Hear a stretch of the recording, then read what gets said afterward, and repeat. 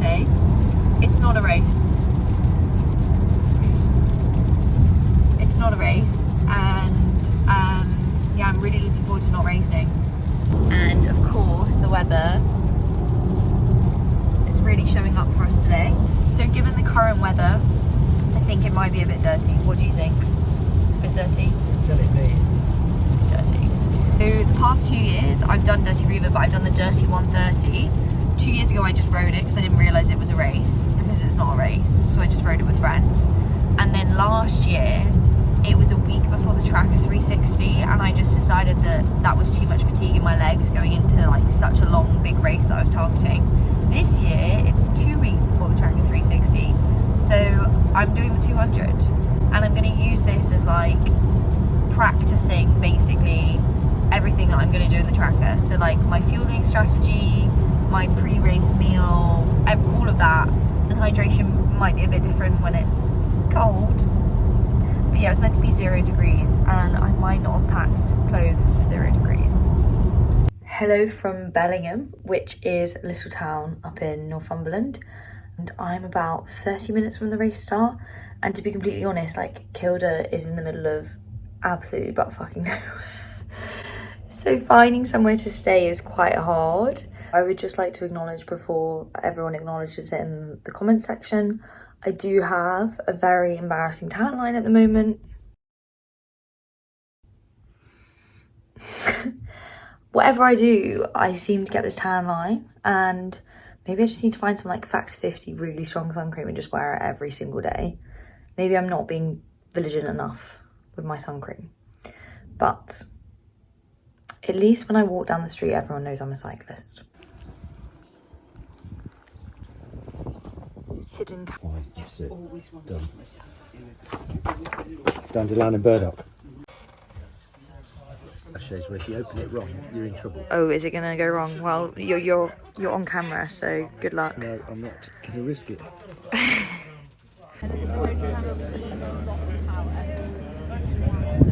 So we popped over to Kilda to sign on for the event the next day, and then I was leading a women's ride with Panaracer, which was so much fun, and it was so lovely to see so many women at Kilda Forest ready for Dirty Reiver. How you doing? Great reviews. This is beautiful. This is popping.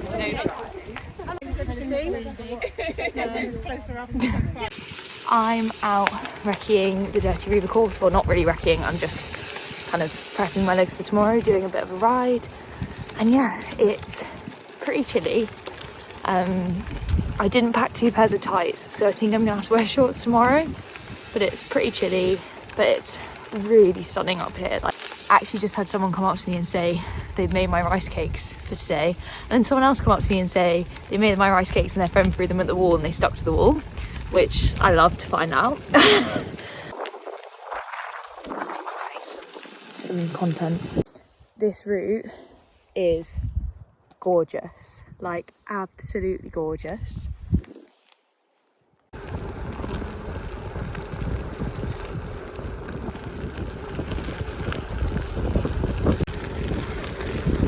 It's definitely going to be dirty tomorrow because this is my recce ride. Yeah, I don't know, maybe I should just keep this on. This is a look. Yeah, it's going to be a very dirty Reiver, I think. So I'm back from recceing the course and it's time to make my dinner. And today we're going to be doing an episode of cooking in a hotel room. My cooking in a hotel room dinner recipe involves, let me get some arborio rice, a can of tuna, and some sriracha mayo so I don't die of bland taste. I did bring my rice cooker with me. Normally at an event like this where there's not Airbnbs nearby and I have to stay in a hotel, I will go to a restaurant and eat hotel food, but in all honesty, it's so hard to get the right composition of macros and get the right amount of carbohydrates, basically. Like last night I had dinner here and it was so hard to pick anything. Like every option didn't have enough carbs and had too much like protein and fat. So yeah, rice in a hotel room, here we come. Almost forgot, I did put some coconut milk in the rice to make it extra tasty, a little bit more flavour. That's dinner. Yum. I can't not have dessert, so for dessert we've got leftover rice that I kept warm in the rice cooker, amazing, and I've mixed in cinnamon and honey. Delicious. And I prep my carbs for the next day.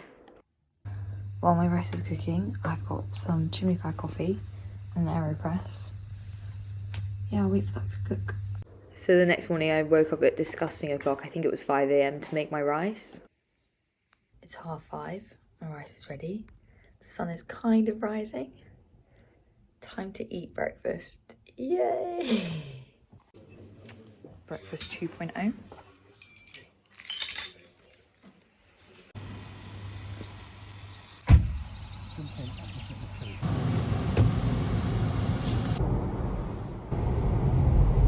I just want to highlight here that it really did say -1 degree.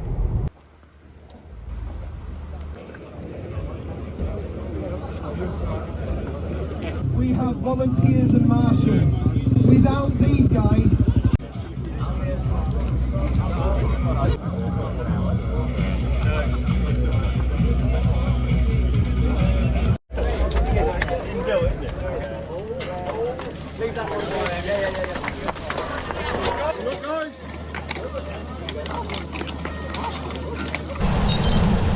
So the race started with a neutral section, which to be honest wasn't particularly neutral because everyone was trying to get into a good position before the timing mat.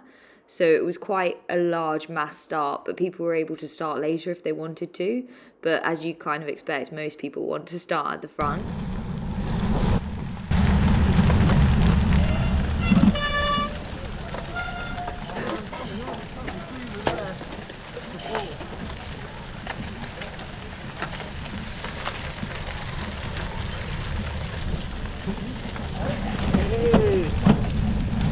My goal for the start of this race was basically to get in as far up a group as I could, just because I knew that if I could get into a good group, I could hold on to wheels and try and move further forwards. But I did realise it was a 200-kilometre race, which is a pretty long way, so I also needed to think about pacing. But yeah, we've just passed the timing mat here, and I'm kind of trying to work my way to hopefully find a group I can work with for a fair chunk of time.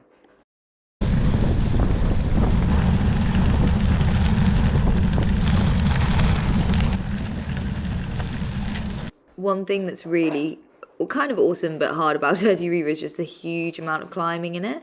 So we started pretty much straight off with a pretty big climb, and the whole course is basically climbing, although it does get worse in the latter stages of the 200 course.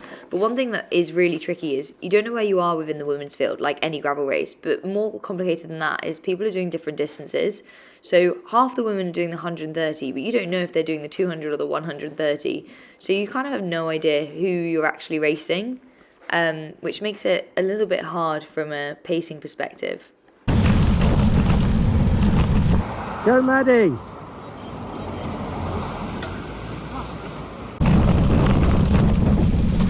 So I rode the first chunk with Lucy, and I think there were 2 women up ahead, but again, you don't really know. And yeah, found another woman here, and then kind of formed a bit of a group with a group of men. And it is really hard to kind of stay in any group because of the constant climbing and descending, and a lot of the guys descend quite a bit faster than me. And sometimes I can climb faster than them, but then they overtake me on the descent. So I'm finding I'm constantly battling with like trying to keep on the descents.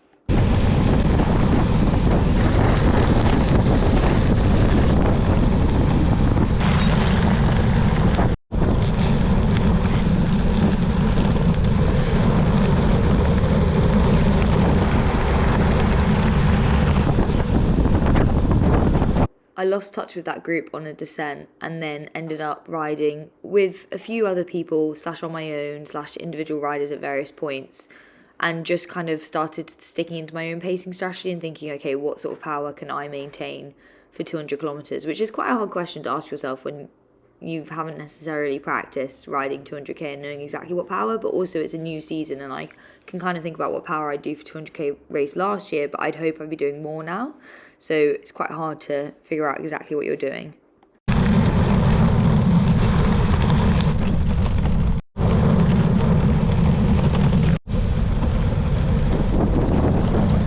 One mistake I did make was I stopped at the feed, which was actually off the course, which I didn't realise. So I lost quite a substantial period of time. And then 2 women caught me, one of which was my teammate Amelia, with another man. And I was like, right, I'm just going to get into this group. And I'd spent a lot of time on my own in the wind. So I was like, right, I'm going to sit in here, recover a bit, and hopefully I can kind of make a new race plan off this. And then I did realise that we were actually like the front women. So I really needed to think about my race strategy here and recovering from that effort that I'd just done on my own in the wind.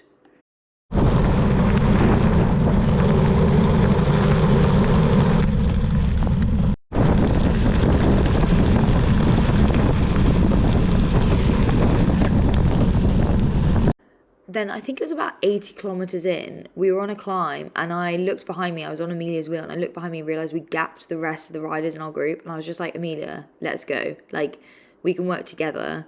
Let's go work together and we can finish first and second basically. And before we'd kind of even had time to make the decision, the gap had grown big enough that we just kind of went anyways.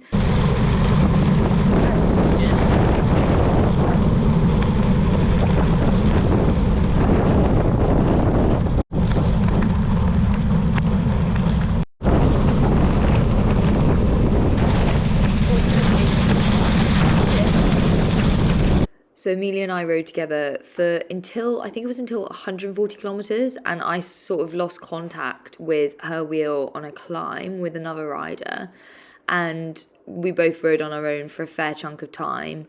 And then I found her again later in the race. Actually, my GoPro runs out of battery soon, so I'm just kind of talking in advance of what's actually happening on screen. But I found her later in the race, and then we kind of just chatted and were like, let's just ride together. And yeah, this is important, that was a couple who got married on the route.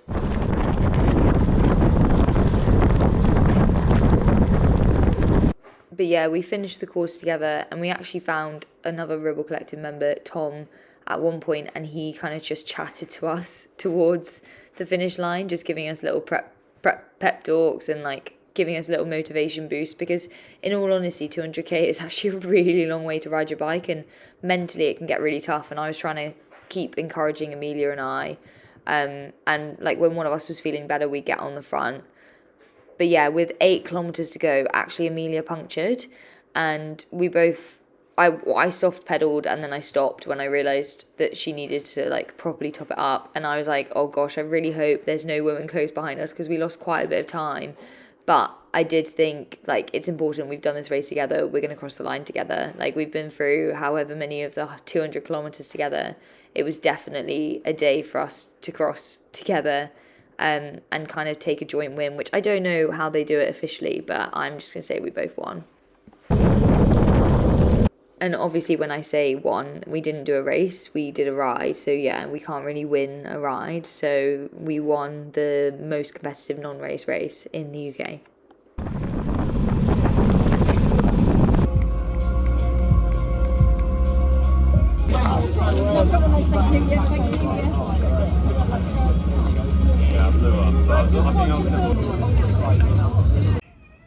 And here, Pepper.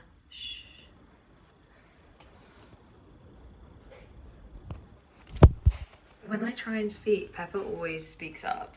Just at the end of this video, I'm just adding in some extra bonus Swanee Cam content from the London Marathon, which my Chief Swanee Quartz did do and get round. So here is some bonus London Marathon content. And I have just finished the tracker. Appreciate this upload from the Dirty Reiver video was super late.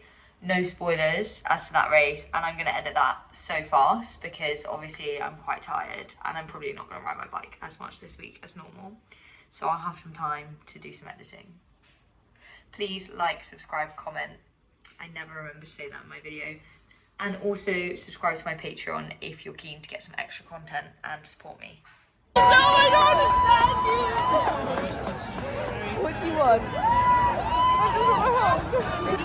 No, my tummy is just Captain Bell's just her place. Yeah. Jelly babies, they're good for you. They're good for you. Okay. It's like I've willingly chosen this. I am. Everything's okay. That's how my tummy hurts.